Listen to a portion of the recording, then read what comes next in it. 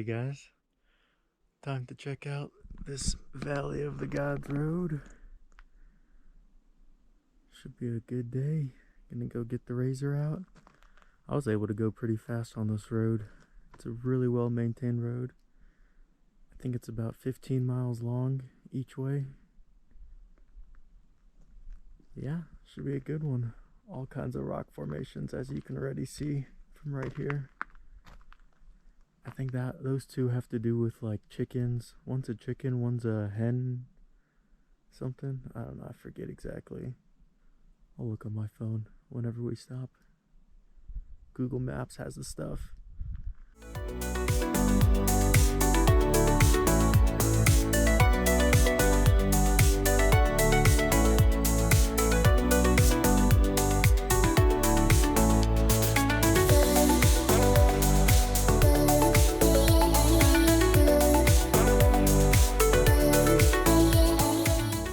Alright, now I'm ready to ride.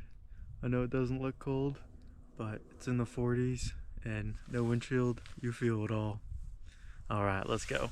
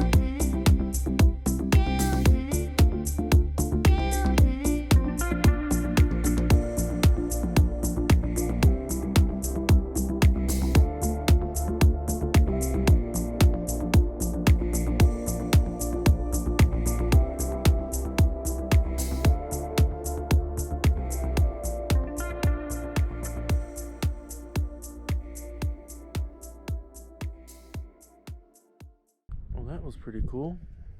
Already got my razor inside. Sorry I didn't stop too much. Wasn't really sure what I would tell you guys. So I figured I just kept driving. A couple little side roads that were neat. But yeah, Valley of the Gods Road. There are a couple of steeper sections. You probably want a little bit of clearance just when you pass like the dry river beds. You might want a little bit of clearance for that. But besides those, a passenger vehicle can make it, but I would probably bring an SUV just to be safe. Unless it's a rental, then go for it. I think you could make it. If you didn't care about your vehicle, I think you could make it in a passenger vehicle. Let's put it that way. Alright, not sure what's going on tomorrow, but I'll see you guys then. Another nice and sunny day here near Monument Valley. Actually going to be heading to Monument Valley today. There's kind of like a short hike to do, and then the main attraction is like a 10 or 12 mile off-road trail through a bunch of different cool rock formations. A little too far to take my razor. Not even sure if you're allowed to take a razor, but I'll be taking my truck today. I read that even passenger vehicles like cars can go on it, so I should have no problem at all. But it is a dirt road.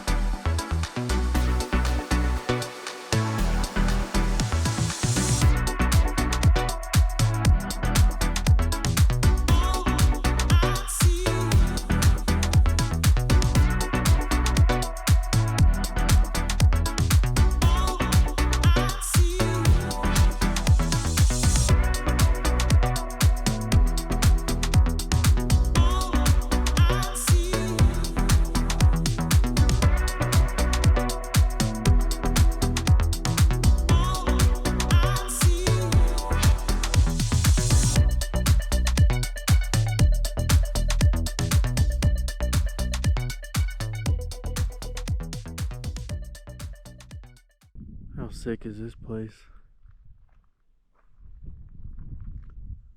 I was kind of waiting for the sunset. I thought this would be a good spot. But it's like too cloudy. It's nice to have some clouds. I feel like you need them for a really good sunset. But now there's too much and the sun's not getting through. Hopefully it gets a little bit better, and I'll see you guys then. But if not, I hope you enjoyed the drive around Monument Valley. I sure did. This place is definitely worth the stop. And of course, if you come in December again, you'll see maybe 1 or 2 vehicles the whole time. They do tours, and there was this one couple that just had a private tour truck to them that could probably hold 12 or 15 people. It was pretty, I bet they enjoyed it. All to themselves, just like I have had basically all of these pull-offs to myself and passed maybe 5 vehicles the whole drive. Definitely recommend it. Morning, guys. I've actually decided to move spots today. Head a couple hours north to the Needles section of Canyonlands. Should be pretty cool. Actually haven't been there before. I've been to a lot of the places I'm going to be checking out in Utah, but have not been to the Needles district, I think it's called, of Canyonlands. Before I leave this cool spot, I'm gonna go take a drive to the Forrest Gump spot. You know, that scene at the end of his running where he's all bearded up and everything. I'm gonna go to that point, and then I think I'm gonna check out the Goosenecks State Park one more time real quick. Just go to the overlook, maybe hike down a tiny bit. Just want to get one more shot of this awesome camping space. Unlike my own little mesa. Pretty cool. Insane views all around.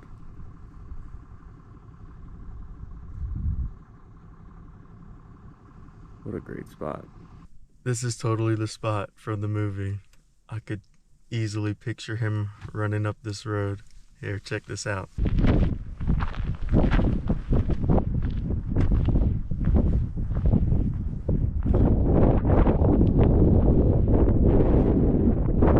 Goosenecks State Park. A little bit of a different view at this time of the day. I think I was a little bit further down last time. Not much. I think just right there or there maybe.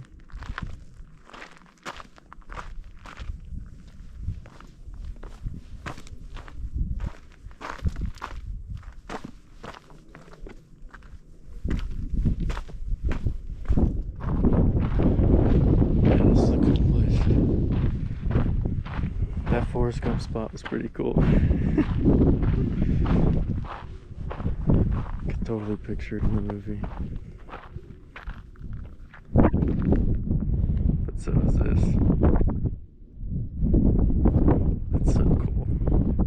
3 like almost perfect horseshoe bends in a row.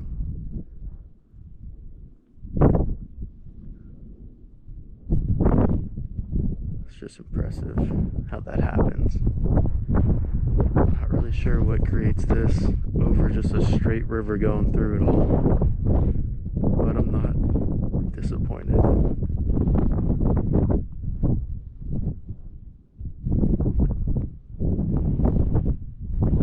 Really cool.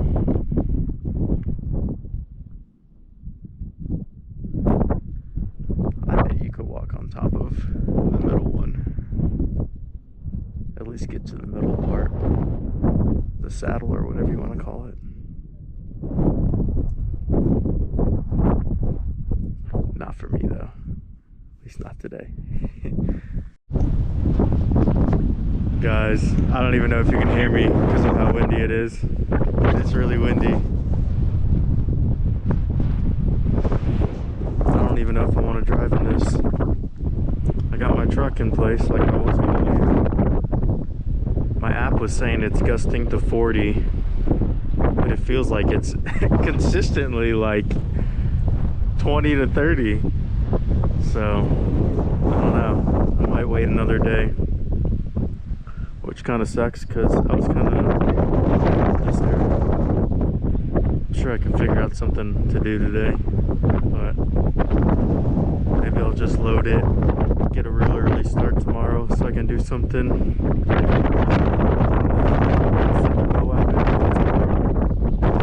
I don't even know if you can hear me because of this wind.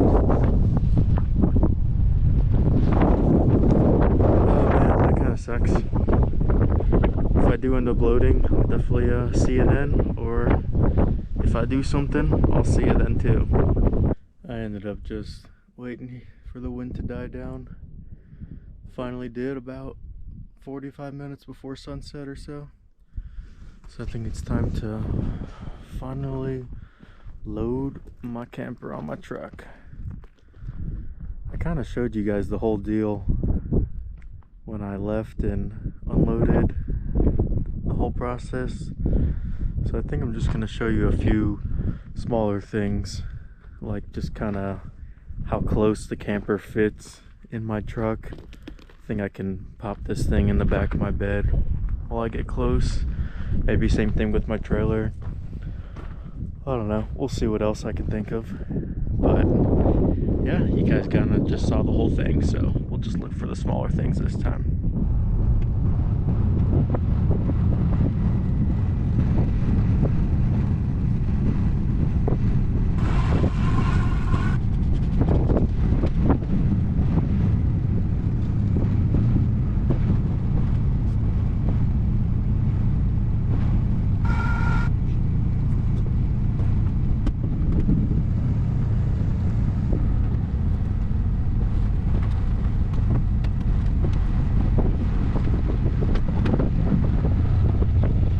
Rushed that a little bit. The wind started picking up and this thing was about to fall off my little wood block thing. I think it would have been fine even if it did fall off, but I wanted to get my truck under it real quick, so I'm not positive how that turned out.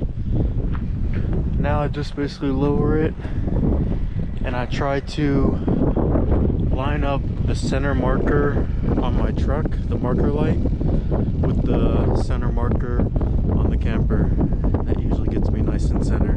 I can kind of like use the two jacks on one side or the other to move it left or right a little bit if I need to. And I just sort of lower these till they're almost all the way in. You're not supposed to put them all the way in or all the way out, so I'm about to there. I'll stop. That looks good. Next is connecting these turnbuckles from my truck to my camper.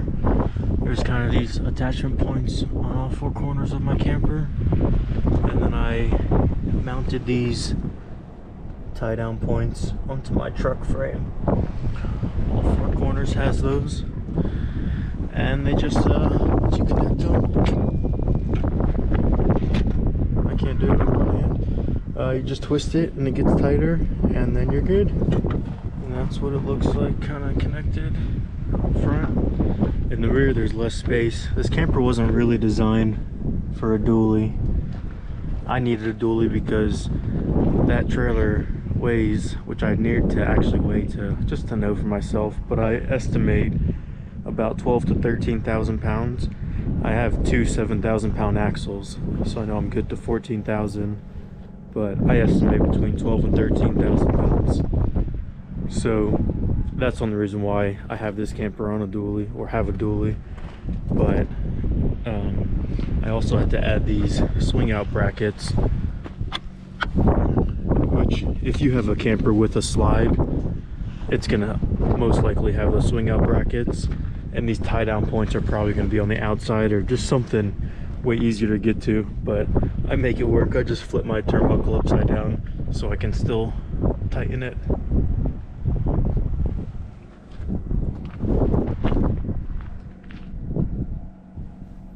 If there's any electricians out there or people that know their stuff, can you tell me why this is the remote for my electric jacks? Can you tell me why it will only work when this battery is popped out a little bit? Like, watch this. I'll close the battery. I'll put the battery all the way in, and it doesn't work. It turns off. Crazy. It's not like corroded. It's not dirty. It blows my mind. No idea why that does that. So yeah, that's the camper loaded part. I run my generator because the jacks use a lot of power. They'll run off my batteries, but they drain them pretty hard. So let's just start it. It takes 2 seconds. It actually, you could have an onboard generator that goes in this box compartment, but I was kind of glad this one didn't have it, because I hear the onboard one is really loud and not very efficient. This one, I can put it like far away and you can't hear it at all. Like if I put it the distance the wire will let me and point it away from my camper, when I'm inside you don't hear anything. But yeah, it's kind of pre-wired for a generator. That's what those wires are for. But I just use this area, kind of store my wood and stuff, whatever,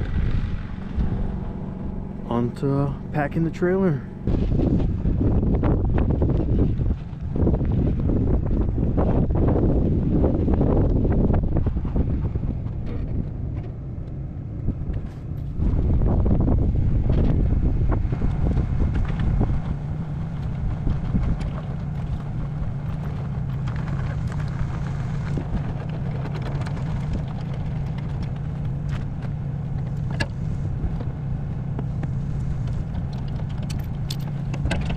You guys get to see a few more little things I get to deal with when loading everything up. Sorry for the low light throughout all this. Wanted to wait for the wind to die down. Looks like that might cover my time here in Mexican Hat, Monument Valley area. Hope you enjoyed it. I'll see you guys in the next one.